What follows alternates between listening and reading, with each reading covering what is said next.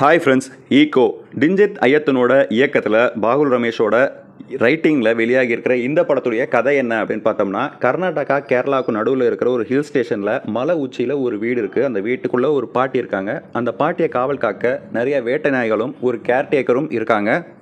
இன்னொரு சைடு குறியச்சன் அப்படின்ற ஒரு கேரக்டரை எல்லாருமே தேடிக்கிட்டு இருக்காங்க.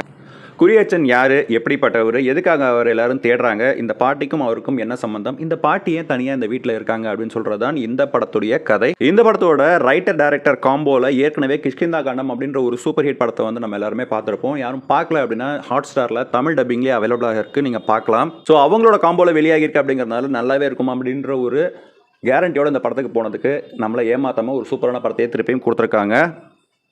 இந்த படத்தோட ரைட்டர் பாகுல் ரமேஷே சினிமாட்டோகிராஃபியை பார்த்ததுனால எல்லாமே சூப்பராகவே இருந்துச்சு. விஷுவல்ஸ் எல்லாமே ஸ்டன்னிங்காக இருக்குது. ஒரு லொக்கேஷனும் எப்படி தேடி கண்டுபிடிச்சாங்க அப்படின்றதே தெரியல.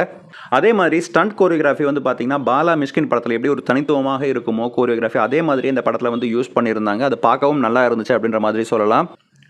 முஜிப் மஜீதோட மியூசிக் இந்த படத்துக்கு ஒரு பெரிய பேக் போன் அப்படின்ற மாதிரி சொல்லலாம். அதே மாதிரி பார்த்தீங்கன்னா பெர்ஃபார்மன்ஸஸ் எல்லாருமே சூப்பராகவே பண்ணியிருக்காங்க. மினிமல் கேரக்டர்ஸாக இந்த படத்தில் பண்ணியிருக்காங்க. குறிப்பிட்ட சொல்லணும் அப்படின்னா சந்தீப் பிரதீப்போட ஆக்ஷன் சூப்பராகவே இருந்துச்சு. அது போக பார்த்தீங்கன்னா அந்த பாட்டி கேரக்டர் பண்ணியிருந்தவங்களும் சூப்பராகவே பண்ணியிருந்தாங்க. உங்களுக்கு லேயராக கதை சொல்கிற விஷயம் உங்களுக்கு பிடிக்கும் அப்படின்னா இந்த படம் நீங்கள் மிஸ் பண்ணவே கூடாத ஒரு படம். இந்த படத்துக்கு நீங்கள் டிக்கெட் புக் பண்ணுறதுக்கு முன்னாடி சப்டைட்டில் இருக்கா இல்லையான்னு கன்ஃபார்ம் பண்ணிட்டு பண்ணுங்கள். ஏன்னா நான் பார்த்த தேட்டரில் இந்த படத்துக்கு சப்டைட்டில் கிடையாது. இந்த படம் இப்போதைக்கு மலையாளத்தில் மட்டும் தேட்டரில் அவைலபிளாக இருக்குது. உங்களுக்கு நேரம் கிடைக்கிறப்ப இந்த படத்தை பார்த்துட்டு உங்களோட கமெண்ட்ஸை தெரிவிங்க. நன்றி.